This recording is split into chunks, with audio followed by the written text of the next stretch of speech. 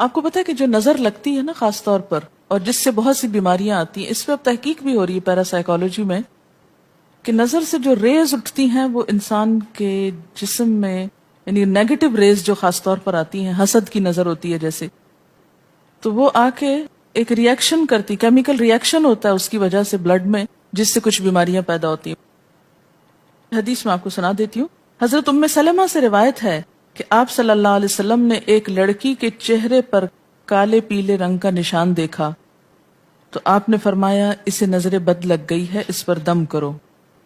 حضرت جابر کہتے ہیں کہ آپ صلی اللہ علیہ وسلم نے آل حزم کو سانپ کے ڈسنے کی وجہ سے دم کرنے کی رخصت دی، اور آپ نے اسما بنت امیس سے پوچھا کیا وجہ ہے کہ میرے بھتیجے کمزور ہیں، کیا فقر و فاقہ کا شکار ہیں، یعنی کھانے پینے کے باوجود یہ کیوں کمزور ہیں، کیا ان کو کچھ کھانے کو نہیں ملتا؟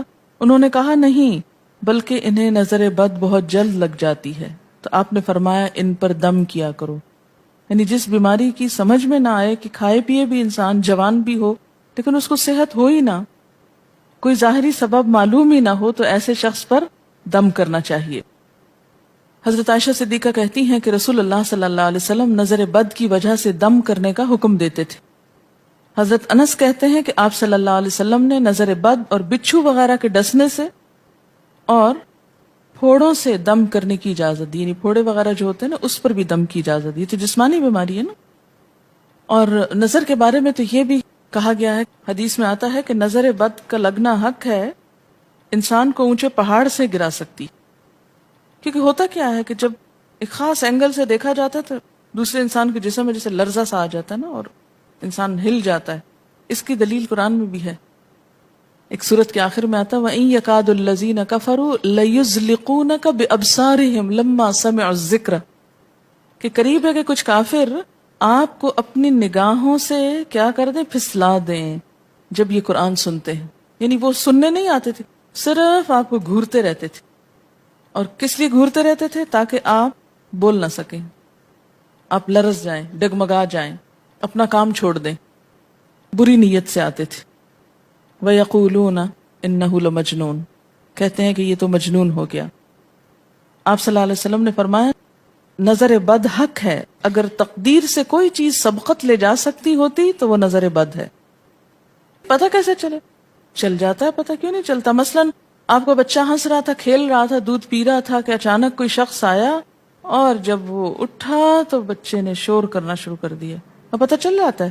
بعض اوقات گھر ہی کے لوگوں کی لگ جاتی، بعض اوقات محبت سے بھی لگ جاتی، کہ بچہ کھیل رہا تھا، آپ دیکھتے کہ وہ گر پڑا، اچانک رونا دھونا شروع ہو گیا، سر پٹ گیا۔ حدیث میں آتا ہے نظر بد انسان کو موت تک اور اونٹ کو ہانڈی تک پہنچا دیتی ہے۔ اونٹ کو ہانڈی تک پہنچانے کا مطلب کیا ہے؟ ذبح کرنا پڑ جاتا ہے، تڑپنے لگتا ہے۔ آپ صلی اللہ علیہ وسلم نے فرمایا اللہ کی قضاء اور تقدیر کے بعد سب سے زیادہ نظر بد کی وجہ سے میری امت میں اموات ہوں گی۔ آپ صلی اللہ علیہ وسلم نے فرمایا نظر بد سے اللہ کی پناہ طلب کیا کرو، کیونکہ نظر بد کا لگنا حق ہے۔ اسما بنت امیس نے آپ سے گزارش کی کہ بنو جعفر کو نظر بد لگ جاتی ہے تو کیا وہ ان پہ دم کر سکتی ہیں؟ آپ نے فرمایا ہاں، یعنی ایک عورت بھی دم کر سکتی ہے، اور اگر تقدیر سے کوئی چیز سبقت لے جانے والی ہوتی تو وہ نظر بد ہے۔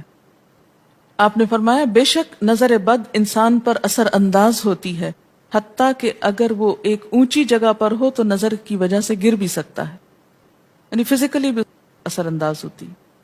اور آپ دیکھیں کہ وہ قرآن پاک میں نہیں آتا وَمِن شَرِّ حَاسِدٍ إِذَا حَسَدَ، اور حاسد کی شر سے جب وہ حسد کرے، تو نظر بد ہوتی کس کی ہے؟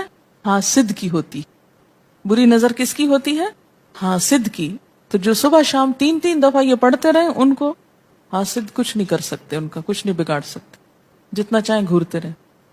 اسی طرح ابن کثیر نے کہا کہ نظر بد کا اللہ کے حکم سے لگنا اور اثر انداز ہونا حق ہے۔ تو جب اللہ کی پناہ لیتے ہیں نا قل اعوذ برب الفلق، قل اعوذ برب الناس، تو آپ نے اللہ کے پناہ لے لی، شیلٹر میں آ گئے آپ۔ اب ہر چیز بیکار ہو رہی ہے، سب نظریں وظریں، اور اگر لگتی بھی ہے انسان کو تو کس سے؟ اللہ کے اذن سے لگتی۔ حافظ ابن حجر کہتے ہیں کہ نظر بد کی حقیقت کچھ یوں ہے کہ ایک خبیث الطبع انسان اپنی حاسدانہ نظر جس شخص پر ڈالے تو اسے نقصان پہنچے۔ ابن قیم کہتے ہیں کچھ کم علم لوگوں نے نظر بد کی تاثیر کو باطل قرار دیا ہے، اور ان کا کہنا ہے کہ یہ محض توہم پرستی ہے اور اس کی کوئی حقیقت نہیں، لیکن حقیقت یہ ہے کہ یہ لوگ سب سے زیادہ جاہل اور ارواح کی صفات اور ان کی تاثیر سے ناواقف ہیں، اور ان کی عقلوں پہ پردہ پڑا ہوا ہے، جبکہ تمام امتوں کے عقلاء باوجود اختلاف مذاہب کے نظر بد سے انکار نہیں کرتے. یعنی صرف اسلام میں نہیں، دیگر مذاہب میں بھی یہ کانسیپٹ پایا جاتا ہے. اگرچہ نظر بد کے سبب اور اس کی جہت تاثیر کے سلسلے میں ان میں اختلاف ہے. پھر کہتے ہیں اس میں کوئی شک نہیں کہ اللہ تعالیٰ نے جسموں اور روحوں میں مختلف طاقتیں اور طبیعتیں پیدا کی ہیں، اور ان میں کئی خواص اور اثر انداز ہونے والی کیفیات ودیت کی ہیں. آپ دیکھیں کہ لو چلتی ہے تو اثر نہیں ہوتا، اس کا بھی تو اثر ہوتا ہے نا، حالانکہ وہ نظر نہیں آ رہی ہوتی. اور کسی عقل مند کے لیے ممکن نہیں کہ وہ جسموں میں روحوں کی تاثیر سے انکار کرے، کیونکہ یہ چیز خود دیکھی اور محسوس کی جا سکتی ہے. اور آپ دیکھ سکتے ہیں کہ ایک شخص کا چہرہ اس وقت انتہائی سرخ ہو جاتا ہے جب اس کی طرف وہ انسان دیکھتا ہے جس کا وہ احترام کرتا ہے، اور اس سے شرماتا ہو، اور اس وقت پیلا پڑ جاتا ہے جب اس کی طرف ایک ایسا آدمی دیکھتا ہے جس سے وہ ڈرتا ہو. یعنی جس سے آپ ڈرتے ہیں وہ آپ کو دیکھے تو آپ کا رنگ پیلا ہو جاتا ہے. فرمایا یہ سب کچھ روحوں کی تاثیر کی وجہ سے ہوتا ہے، اور چونکہ اس کا تعلق نظر سے ہوتا ہے اور اس لیے نظر بد کی نسبت آنکھ کی نظر کی طرف کی جاتی ہے، حالانکہ آنکھ کی نظر کچھ نہیں کرتی، یہ تو روح کی تاثیر. یعنی نظر یہ نظر نہیں ہے صرف، بلکہ اندر سے روح یا احساسات ہیں جو ٹرانسفر ہوتے ہیں. آپ دیکھیں کہ محبت کی نظر کیا اثر نہیں کرتی؟ کرتی ہے نا.